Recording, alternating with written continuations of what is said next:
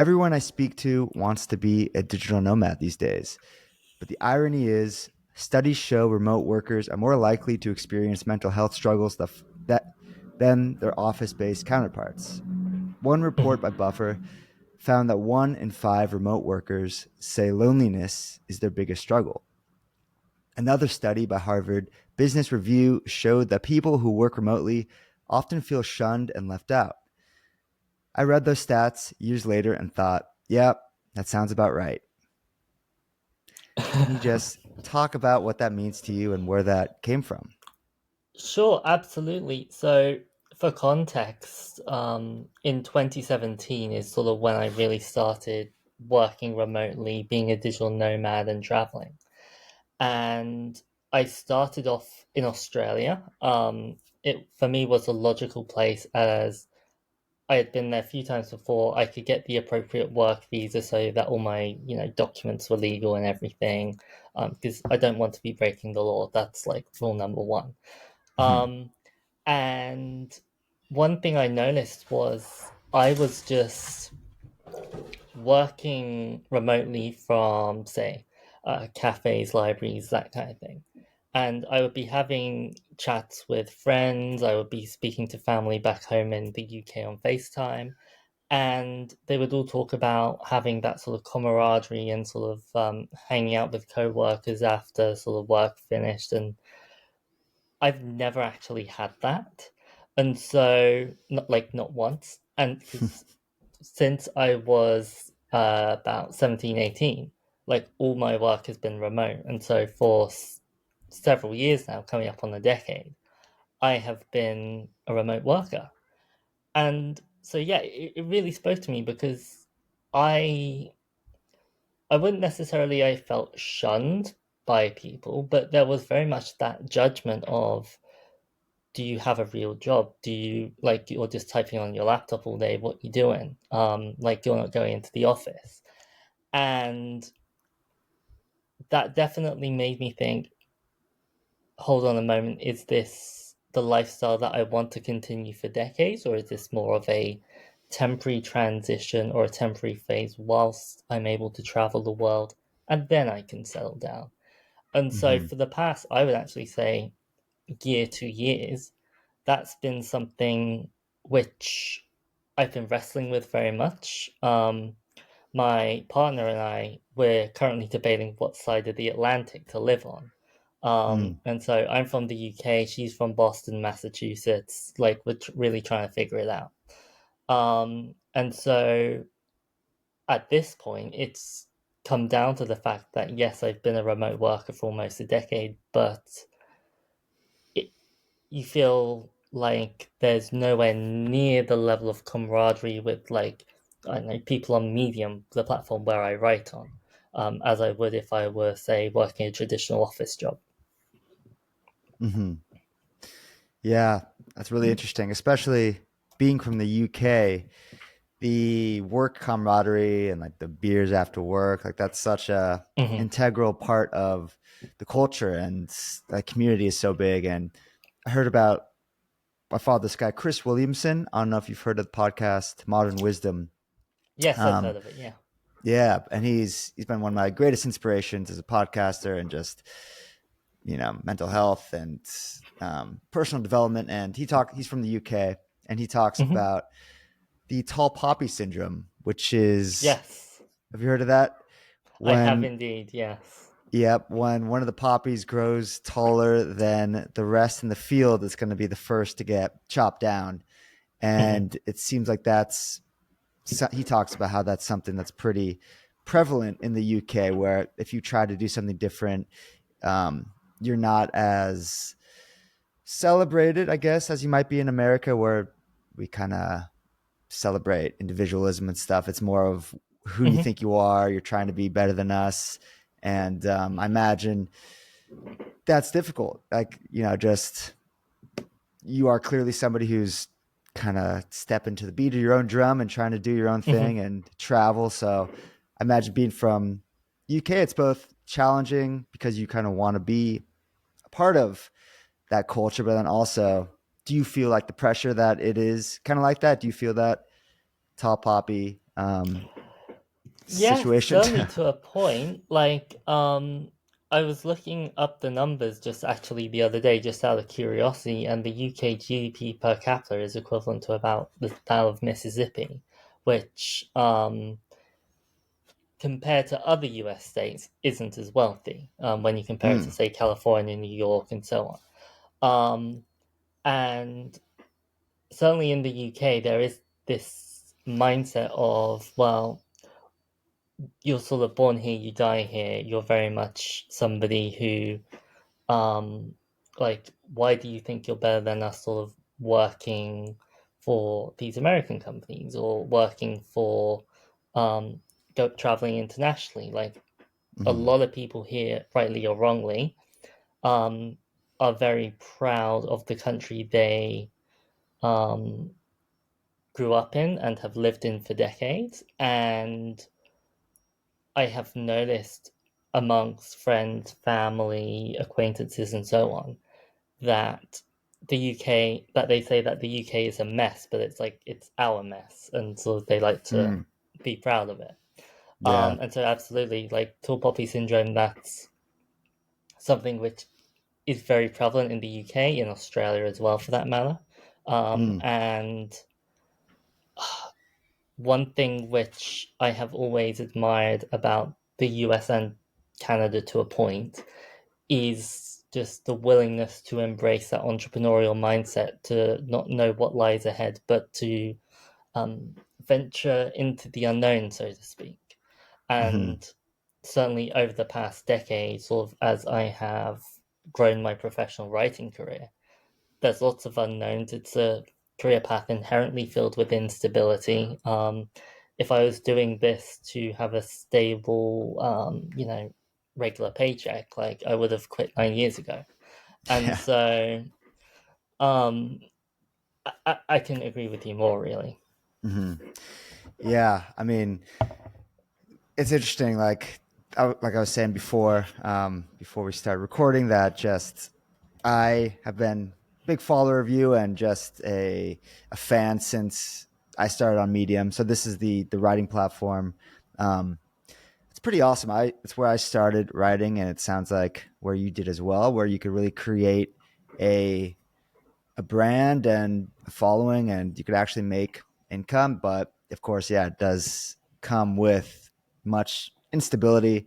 And so I'm curious just how it all began with you. Like, why did you decide to become a writer, and how did you get just into this world? Sure. So back in 2015 and 2016, um, I was very passionate about the music industry. And one thing which I wanted to do was, write and record a song for Cancer Research UK, which is one of the biggest UK cancer charities, as several people who I knew at the time were affected by it in one way or another. And I was like, I want to do something. And I promise this isn't like a faraway tangent. I will get into the story. Um, and basically, what happened was, long story short, that ended up raising several $1,000s for Cancer Research UK, and which was a lot more than I expected. We were above Ed Sheeran in the album charts at one point, and, Wow. like, we had remixes played at festivals across Europe and so on. So that was a wild experience, to put it lightly. hmm Um, but after that, I retained a lot of connections within the music industry, and many of those were bloggers at, EDM.com and other, popular music industry blogs. hmm And I was essentially offered a writer position at EDM.com. I was regularly interviewing some of the biggest names in dance music and pop to some extent as well. And that really kickstarted my, um, foray into writing, mm because I was like, I get to essentially spend time with people who I listen to on Spotify almost every day. Like, that to me was surreal in itself. hmm Combined with being able to have an element of travel, um, and although the pay wasn't great, it was better than nothing. It was enough to sustain my expenses. Hmm. Um, and then it would have been around August, maybe September 2019. I passed out in downtown Calgary from exhaustion, and that was not the highlight of my career. Um, Basically, the night before, I had been transcribing an interview for about 3 hours, didn't get any sleep. It was in Fahrenheit, would have been at least 95, 100 degrees that day. It was a very warm day. And so you combine that with dehydration, minimal sleep, it wasn't a good mix. And at that point, I just decided I can't do this anymore. Like, I've had enough. And so, but I wanted to continue writing. And so I was like, well, why not have a look at what writing platforms were out there?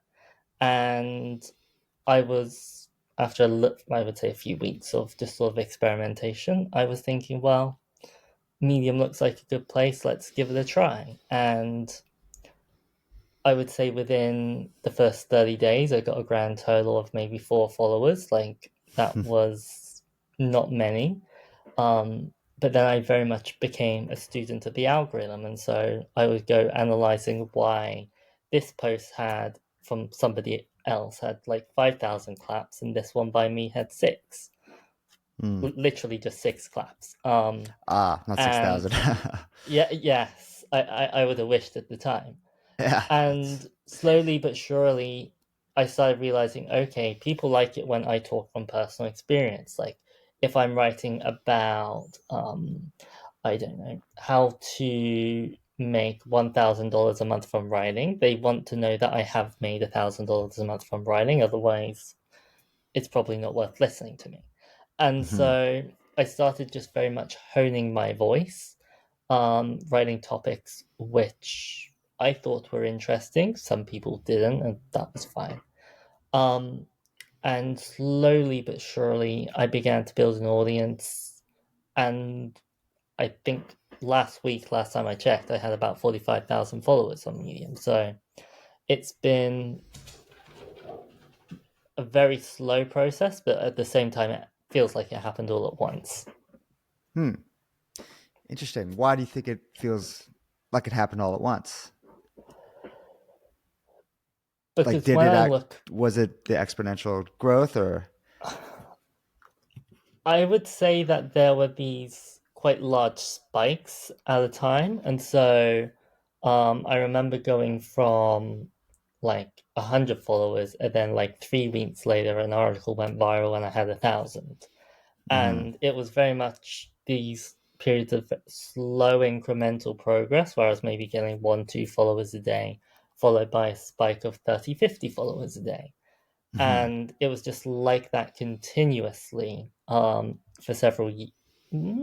about 18 months.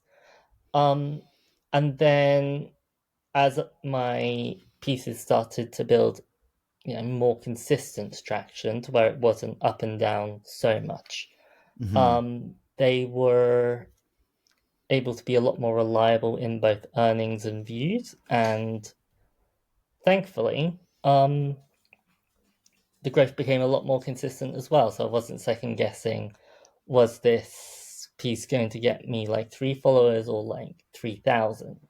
Hmm. It's just been very consistent over the past 12 months now. Got it. And I mean, just looking at your medium, like the reason I wanted to have this conversation, like I said, I've been a fan for many years since I started on Medium when I graduated from college, which was 2017. We both have written for like Publicious, and you've written for all Mm-hmm, the biggest ones, but recently you started, or as I don't know how recent you started actually, but I started seeing your articles that kind of show um, the struggles that you're going through, the mental health struggles, but then also mm-hmm, just the kind of the parts unseen of being a digital nomad. And I guess we'll come back to that in a second. But how did you become a digital nomad? So you started with writing for the music industry, and then mm-hmm. did you? Yeah, just tell me about that. Sure. So it would have been about 2019. Yeah, about 2019. And I realized that I could technically work from anywhere. And so I was with family renting in the UK. But I had this realization that, hold on a moment, like my expenses aren't that high. Like, I didn't have any like car payments, nothing like that. And so there wasn't actually at the time that much tying me to the UK. Mm-hmm. Um, and so I was like, well, if I can work from anywhere, why don't I go on this escapade around the world essentially? And so after getting the appropriate documents like visas and whatever else, I was just like, let's try it. Let's do it for 2, 3 months. Let's see what happens. And I hear this story a lot with digital nomads where they plan to go abroad for 3 months and then that ends up becoming six, and that ends up becoming 12, and so on, because they're like, this is somehow sustaining itself. Mm-hmm. And that is essentially what happened. Like I started meeting more people, um, and suddenly within the music industry, people were like, "Well, you've got this very good track record in being able to get your own work into like the iTunes album charts. Can you do it with mine?" And so I was like, "Well, possibly." Then they said, "Well, if I give you, €1,000, would you be able to do it?" And I was like, "Let's see what we can do." Yeah, Um, probably.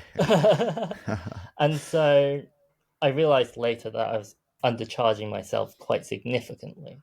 Mm. Um, but it very much became a case of, okay, I have this skill set, I can work from anywhere. I have the legal ability to work from anywhere as well, as I say, working holiday visas and so on and so forth. And so it was just like, why not? And I think that's been almost the defining phrase of the last decade. Like, if I can do something, why not give it a go? Because the worst thing that happens is I run out of money and I go and sleep on my parents' couch for a few weeks until I can sort of get a steady job, so to speak, and Mm-hmm. live in the UK. Um, Right. but that hasn't actually had to happen in almost a decade. And so just continually, it's been a case of let's try and keep our expenses as low as we can, whilst also just figuring out how do I make my remote work career go as far as possible. Um, Mm-hmm. I wish I could tell you that I was sipping mango cocktails on the beaches of Bali every day. I can't make that statement. Often it was Airbnb, private rooms, hostels, that kind of thing. But Mm-hmm. I considered the trade off worth it. And I would also say, like, when I think about that time, and hopefully in like 50, 60 years' time, when I'm sitting on the porch talking to my grandkids, like, I have some really good stories to tell. Mm-hmm. And so I always like to think, what will make the better story? What will be the better, the more exciting outcome, where I can be like, I'm really happy that I went through with that choice and I don't regret it. Mm-hmm. And that is essentially, I wish I could tell you there was more to the story of me being a digital nomad, but that was essentially in a nutshell. Hmm. Yeah, I love what you're saying that you saw an opportunity and you basically just thought, why not do this? Even though, Hmm. it might not be everything I imagine, at least I'll know. And I think that is the biggest thing for people just not trying things, or if they don't know exactly which direction to go in, they will kind of become paralyzed because if you have several options, you're like, oh, this might not work. What if this isn't the right thing? This isn't the right thing. So they don't Hmm. try anything instead of like what you did, just saying, I might as well try this and see what happens. And the worst that could happen is I'm just kind of back where I started. And Exactly.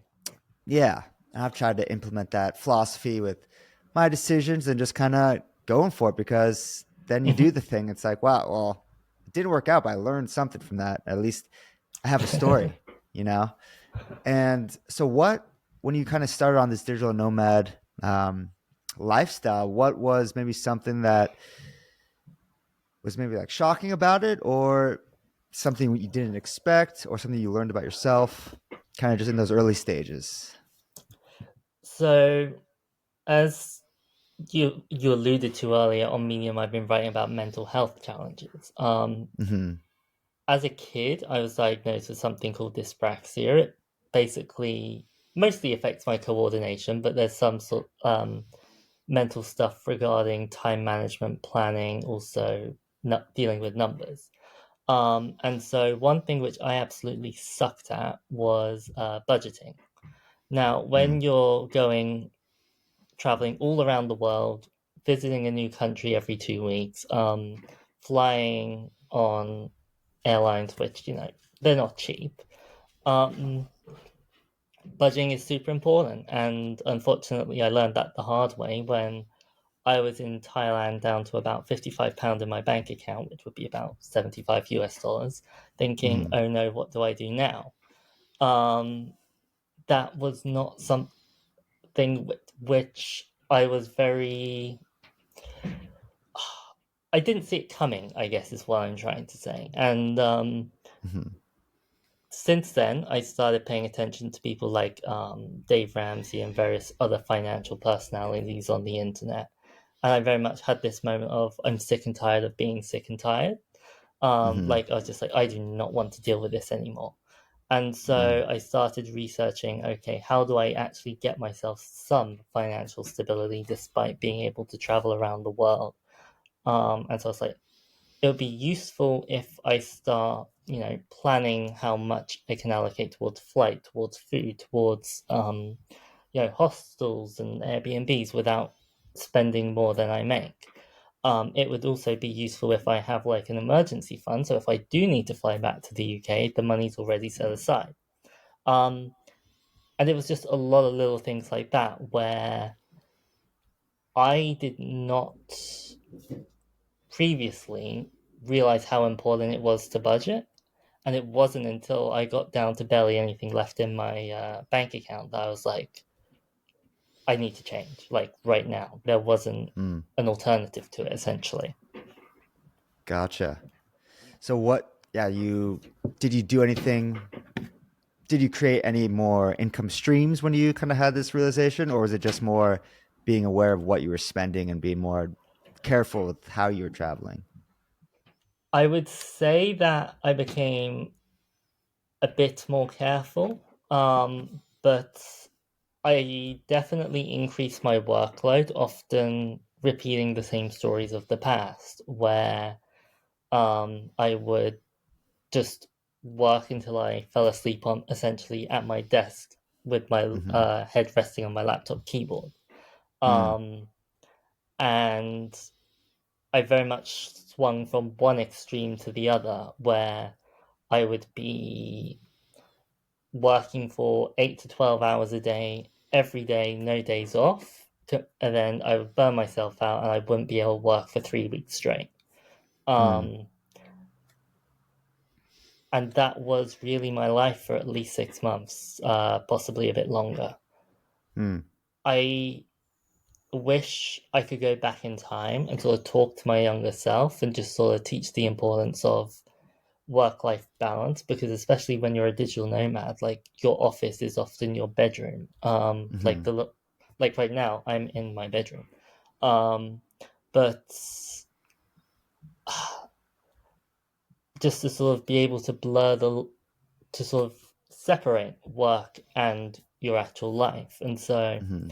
now I only use my laptop for work purposes, because I know that if I start watching, I don't know, YouTube videos or talking to friends all the time, like I'm going to think, oh, an email's just come through. Let's just respond to that quickly. Right. And so, more than anything, I think the goal is to be able to separate work and life in a way that is just sustainable to where I don't repeat those same mistakes of the past. Mm. And so, kind of just discussing like what the life of a digital nomad is. I think it was maybe peaking in the last few years, like since COVID hit, then, Mm-hmm, people are getting more remote work and being able to work from home. So people wanted to travel. And mm-hmm. maybe you could talk about how just kind of the industry or the world changed where people wanted to be able to work from anywhere and stuff. And yeah, could you talk about that a little bit? Do you think it was kind of a peak then, and we're kind of coming out of that like mentality, and that's like the ultimate goal, or what do you Certainly to a think's going point. on? Like as you know, millions of people, if not billions, around the world, sort of in 2020, 2021 especially, were working from home, and many absolutely loved it.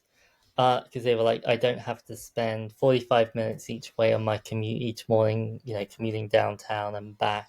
I can spend that Hmm. time with my family instead. And there's certainly something to be said about that. Just being able to spend more time with loved ones, or if you're living alone, just to be able to play video games or do whatever you like to do in your spare time.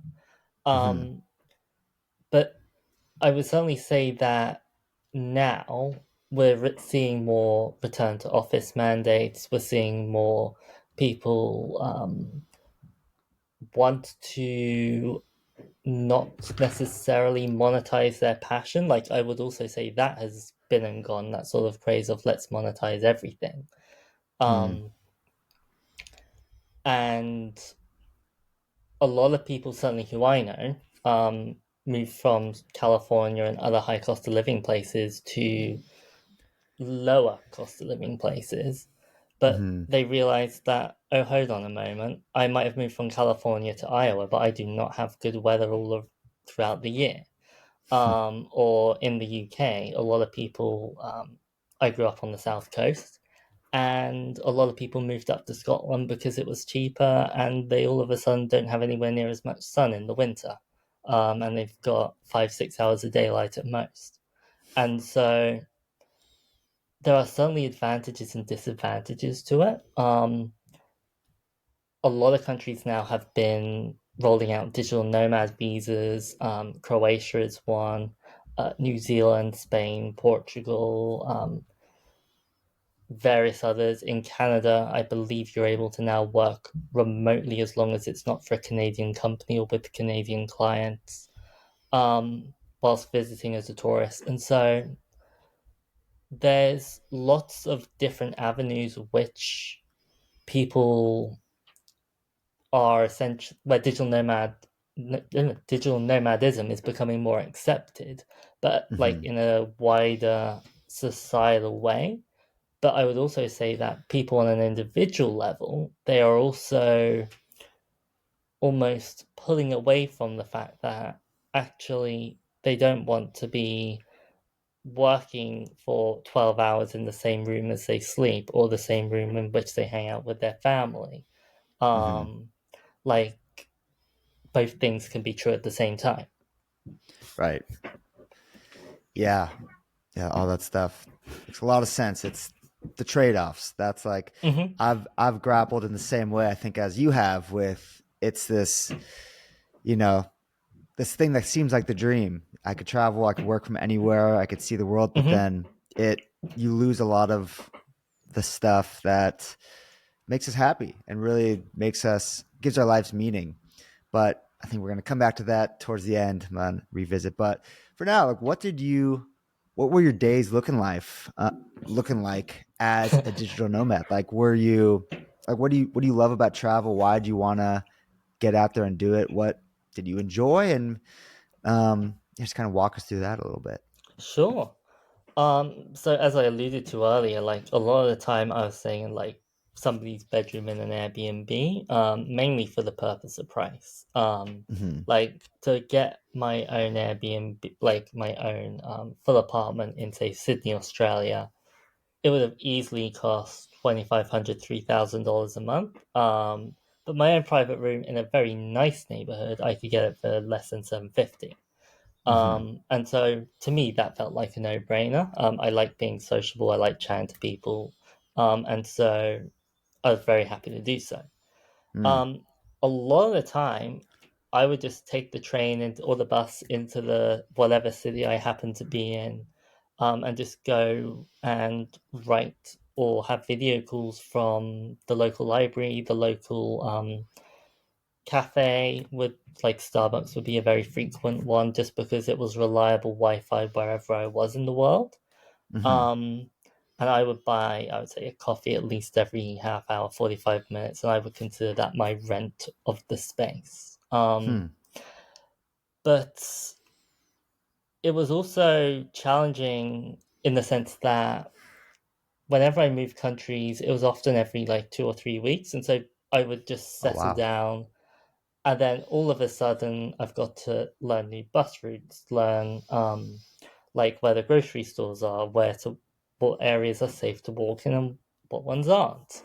Hmm. Um, and that got tiring very, very quickly because I remember being, where was I? I think I was in Germany. And I remember just getting like the 106 bus or something, and I didn't realize that wasn't the correct bus, but I had just been in Istanbul a few weeks prior, and the 106 bus was the one which took me home. And Hmm. so I would just get confused, I would get muddled all the time, and I don't like blaming dyspraxia for it, but I wouldn't say it helped. Things just get jumbled in my mind sometimes. Hmm. And it just became very, very overwhelming a lot of the time. And Hmm. so, certainly at that stage of my life, at that stage of my career, um, I started trying to slow down and be a little bit more intentional with my travel. And so I would go and get a New Zealand working holiday visa, which was valid for 2 years. And so I could work remotely, but I could also be in one city or one country Hmm. and feel like I could settle down and just relax, breathe, exhale, and actually get to know where I was living in instead of just passing through. And Right. so I've done the same in Canada as well. I had a Canadian working holiday visa, Mm. which as a British citizen, I'm glad and grateful to be able to get because I know some people don't have that same opportunity. But I was just very conscious about how I spent my time. And so I started in Toronto and I was there for about 6, 7 months. Then I moved over to Vancouver for several months, Calgary for a few months, and so on. Hmm. And I have certainly found that traveling slower and actually being able to appreciate where I am, it just also improves my productivity Mm. because previously I'd be spending at least 2, 3 days a month as travel days, plus the time on either end just being exhausted from jet lag or just traveling in general. Hmm. And so I now have more days in the month which I'm able to work, I'm able to relax more, which inherently makes me more creative. I try to prioritize staying in places with like river walks or woodland walks nearby Mm. because I know it refreshes some people being in a busy city, but it's just not for me. And Gotcha. so I always like being near the beach, like in a city suburbs that's close to the beach or close to some form of nature. Hmm. Which is why when I think about it, places like Sydney, places like Vancouver, I absolutely loved. And so, certainly a few years ago, being a digital nomad was very stressful. And I wouldn't necessarily call myself a digital nomad as much these days. I would rather call myself a remote worker because the places in which I'm traveling to, as I say, it's just a lot more intentional. Hmm. Yeah, I really like what you're saying about just the slowing down aspect of traveling. Like, even if you're not a digital nomad, I think that is just a very, that's how I like to do it, at least. Instead of, if you have like 2 weeks and instead of trying to see six different countries in Europe, like I'd rather Mm-hmm. pick two and just spend like a week in Mm-hmm. each one. Cause like you're saying, it's less time actually traveling on airplanes and trains and stuff. And then you get to actually get a feel for the place. And Exactly. when you're just rushing around, going from place to place, you don't even know what you're seeing. You're just kind of taking things off of a list. Like, oh, I'm supposed to see these things when I'm here, but am I like actually? What am I doing here? Um, so yeah, and those. So you're in the UK now. You're kind of hunkering down a little bit. What? did you learn about yourself, like as a digital nomad? Obviously, there's lessons and insights every day, but maybe just one big thing that just like really impacted you and changed your life. Wow, that's quite the question. Yeah. I would say that I've learned the importance of patience more than anything else. I would say certainly before I was 18, 19 years old, I was the most impatient person that I've ever known. Even to this day, I don't know anyone who was more impatient than younger me. Hmm. Um, but then spending so much time in airports, train stations, so on, delays are just normal. Hmm. I was in Singapore and the engine broke of the plane back to London once. And the airline had to fly a new one in from Sydney, and we were there for at least 12, 15 hours extra than planned. Hmm. Um, the past me would have been really frustrated, really annoyed, really just like, why can't I get on the plane now? But I don't want to say the new me, that's definitely the wrong phrase. But now that I have traveled more, seen the world more, I've just learned that some things don't go to plan, and that's completely okay. So we've talked a lot about being a digital nomad and kind of what you learned through it and whatnot. Can you just talk about kind of where you are now and how um, you've kind of returned to your roots in a way, Hmm. you know? Absolutely. Um, so these days, I still work remotely. Like, Medium and Substack is my full-time income. Mm, Um, However, the amount of traveling that I do now is significantly less than what it used to be. So just as an example, in May was the first time I went abroad this year, and that was for 3 days to Germany, just a city break. And then I also did 1 week to Boston to see my partner over in the United States. hmm. Um, and then I'll be going to Boston next month as well.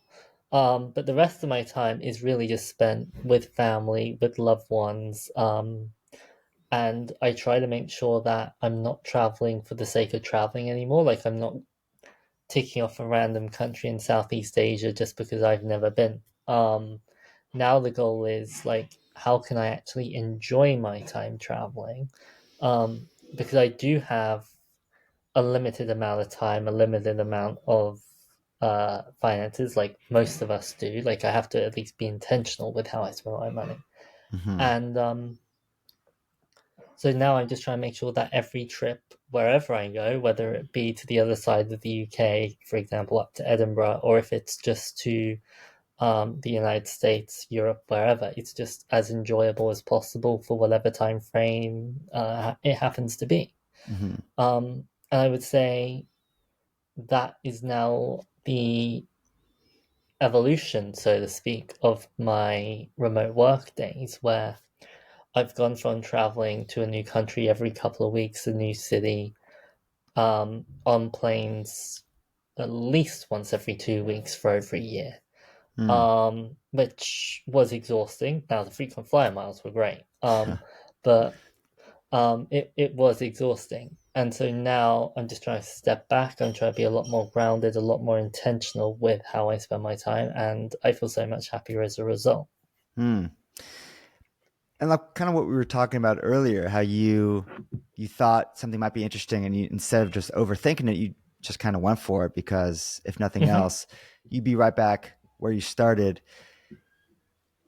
It's kind of awesome that you had this experience of being a digital nomad and traveling the world and creating community in different places, or maybe lack thereof community, to realize what was really important to you. And Hmm. I think it's just interesting how a lot of the times we take it seems like the dream. I want to be a digital nomad, like that's the life for me, but then we maybe take for granted what we have, just right here at home, like in our hometown, or in Exactly. the same state or something. Could you just talk a bit about that? Yeah, I mean, when I was 17, 18, like, I thought the big goal in life was to leave the UK, as we spoke about earlier, tall poppy syndrome. I just wanted to get out of here. Hmm. And one of the reasons I picked Australia was, yes, I traveled there, but also it was literally the furthest possibly I could travel around the world. And as we said, like I got the chance to experience lots of different places. I've been to dozens of countries. I think it's 29 or 30 now. And I would say that a lot of the time I just really missed my family. I missed my friends. I missed everyone back here in the UK. And Hmm. sometimes I think it's easy to forget what we have until it's gone.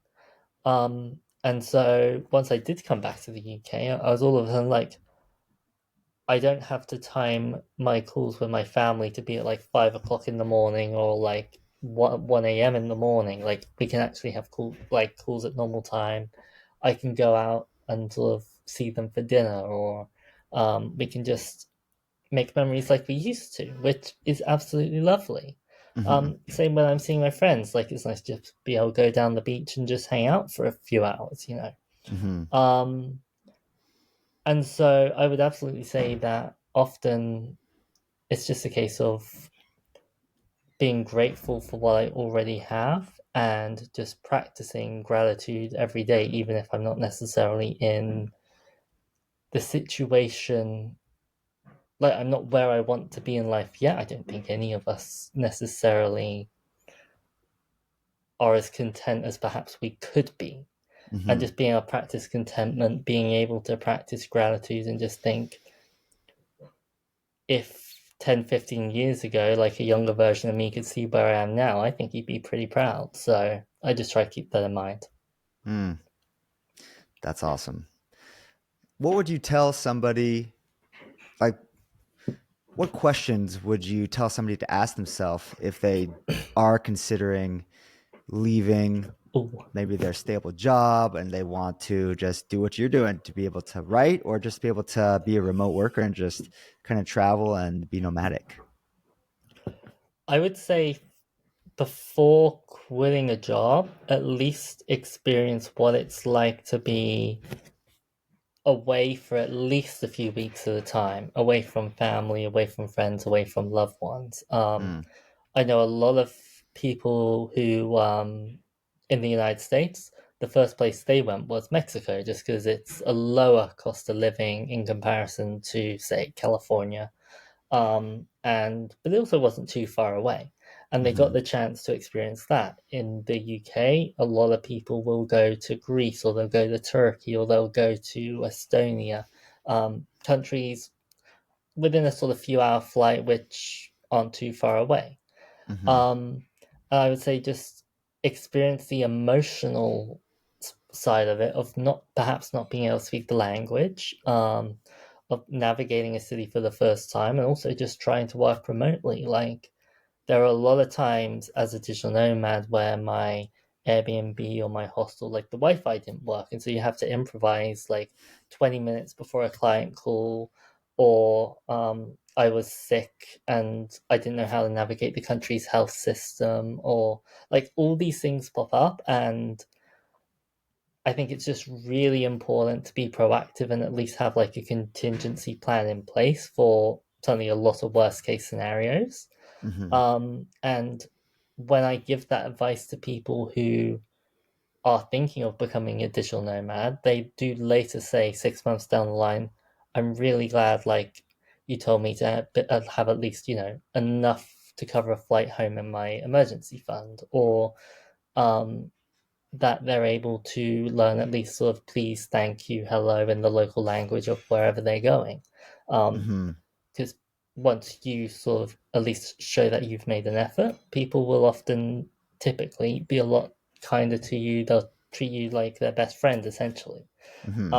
Not in all cases, but certainly when I went to several parts of the world, I just tried to uh, the UAE, Qatar, Malaysia. Like even though they did speak a decent level of English, I tried to learn a little bit of the local language just so I could feel like I'm integrating a little bit better. And Hmm.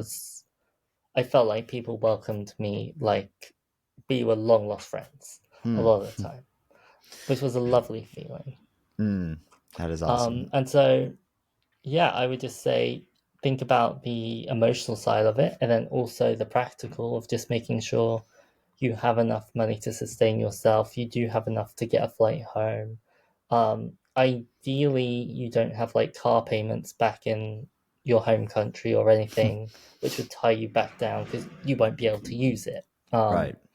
And so it's just being really practical about how you are traveling. Hmm.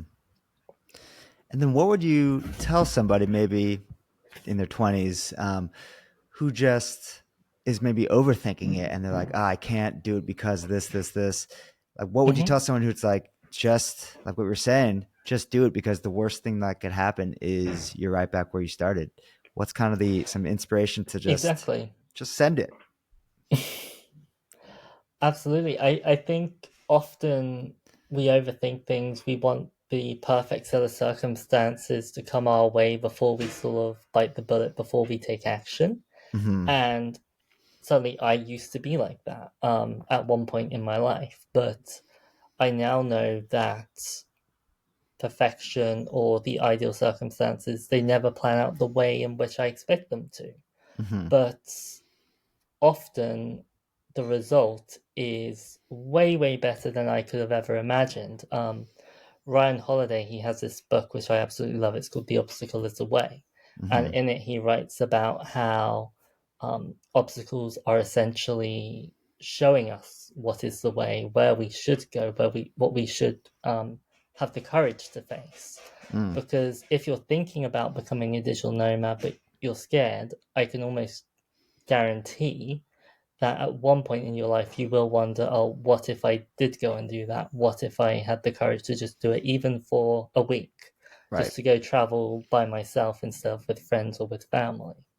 Um, it doesn't have to look like going to Mexico, going to Thailand. It doesn't have to look like that necessarily. It can be going one state over or going from London to Edinburgh or going from Sydney to Melbourne. Like just putting yourself out of your comfort zone and seeking discomfort, which is another phrase I like to use, courtesy of Yes Theory.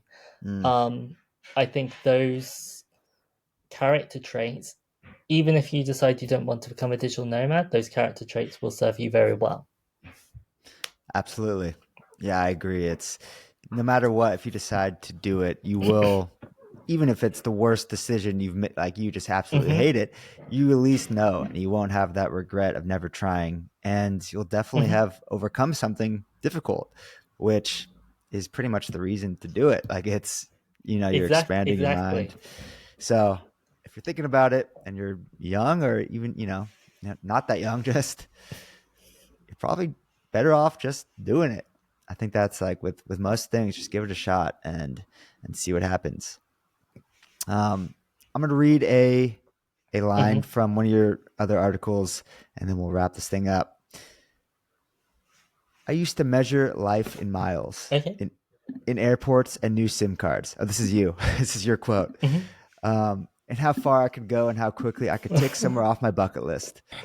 But now I measure it in other ways, in shared toothbrush cups, in inside jokes, in the way she always steals the blanket and apologizes 5 minutes later. And to me, those tiny things matter more than all the stamps in my passport ever did. So it sounds like you found somebody. And can you just talk about like what that means to you? Sure. So my girlfriend Marie, we actually met on Medium. Like she's also a writer on Medium. Hmm. And so we met. It would be March 2021. And we essentially just hit it off. Hmm. And ever since we've been together, she makes me very much feel like the happiest and luckiest person in the world. I know it's cliche to say, but to be honest, I don't care. Um, we've been traveling together. Like she has been a part of my travels for a couple of years. And more than anything, I would say that she helps to bring out the best parts of me, which I don't necessarily recognize. Growing up, as I said earlier, with dyspraxia, I didn't have a lot of self confidence. I didn't have a lot of people in my corner cheering me on. And so, over the past 4 or so years, my confidence has absolutely skyrocketed. I feel like I'm able to be content. I feel like I'm able to have a life in which, um, for the first time almost in forever, really, I feel genuinely really happy. Hmm. And hopefully, we end up spending the rest of our lives together. At least that's the plan. Hmm. That is beautiful. And, like I was saying earlier, we share a lot of similarities, I think, with our journeys. Like I have a girlfriend as well. And now Hmm. for the first time, I'm like, wow, I think I do want to just like be in one place for a while and not just be Hmm. chasing whatever it is we're chasing out there. Just kind of find some stability and get kind of rooted. Um, yeah, can you talk about your dyspraxia a little bit and what you've learned from overcoming that challenge? Or just Sure. dealing with it, maybe not even. So, the main reason that the main way it affects me is essentially I am a lot clumsier than most people. Hmm. And so Marie, my girlfriend, she has to often shut any kitchen drawers because I will walk into them if they're left open. If the laundry, what do you call it, like the washing machine is left open, the door on that, I will hurt myself. And so I am unbelievably clumsy. And it's not intentional. It's just how I am.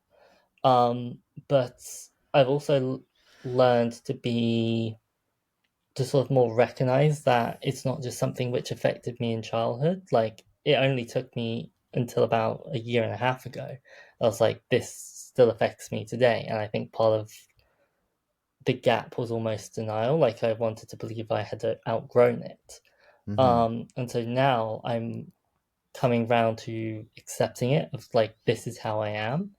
It may not be how I would want to be in the perfect world. But then again, I don't think I or anybody else lives in a perfect world, Yeah. because there are many things going on which I wish were different, which are horrifying, which are just heartbreaking to witness. And so, more than anything, I just want to be accepting of it and sharing my experiences growing up on Medium, talking about this journey towards self acceptance. Like I've had parents in the comments be like, my son was diagnosed with dyspraxia or my daughter was diagnosed, and I didn't really understand how they felt until I read your article. Mm. Um, and the Cleveland Clinic has a statistic that about 6% of school age children have dyspraxia, but I think less than 1% are actually diagnosed. Mm. And so for me, having not had the support or as anywhere near as much as support as I would have liked growing up or perhaps would have needed, it's really empowering. Probably not the right word, but I'll use it anyway. It's empowering to be able to just really help people and see that, like, my experiences talking about what I experienced growing up is helping people to feel seen, to feel recognized, and to feel like they're not crazy, they're not stupid for feeling this way, and that they can also just accept themselves for who they are. And I think one thing which I have learned is as my family has come and gone, as family members have sadly passed away, one thing which is often said to me in their sort of last few days is I really wish I um, didn't try to act towards like make other people happy. I wish I just made myself happy. Mm. And so that is really one thing which I am now trying to consciously do every day, whether it be through my writing, whether it just be how I act, or how I am generous to other people, or at least try to be. It's just what am I doing each day so that I can look back on my life, however long it ends up being, and think that was a life well lived. Mm. That is beautiful. And yeah, funny. well, not funny, but coincidentally, you bring that up. That in the have you heard of the book, The Top Five Regrets of the Dying? I think Yes, it's yes. yeah, Australian hospice worker, and the number one regret, as you clearly just said, is I wish I had the courage to live the life that I was meant to live, not the life that was expected of me. And Mhm. I think we're both trying to do that, and you're definitely inspiring many people, such as myself, from sharing your, sharing your mental health struggles and what you've been through. And um, yeah, man, just appreciate you coming on and talking about it. And yeah, it's been an awesome conversation. And what is coming next for you? What you up It's been to? a pleasure. Well, actually, yesterday, I had an article about my time as a digital nomad published with Business Insider. So that's the first time I've been published with BI. So that was very much a milestone for me. And more than anything, I think I'm just going to be trying to create that fulfilling life, whether it be in the UK, whether it be in the United States or elsewhere. Mm, With my girlfriend, as I said, we're from two different countries, so one of us will end up moving. mm. Well, I wish you all the best. I hope you find a Thank you. nice mutual agreement. And where can people find you if they're interested in your writing, if they want to follow your journey? The easiest place would be Medium, which is Matt the Nomad. Alternatively, mattlillywhite.substack.com will take you to my Substack, where essentially I'm sharing 7, 8 years worth of writing lessons, so you can skip the trial and error and hopefully see some results sooner than you otherwise would have done. Mm, awesome, man. Well, appreciate you coming on. And thank No you, worries. everybody, for tuning in. We love y'all. Peace.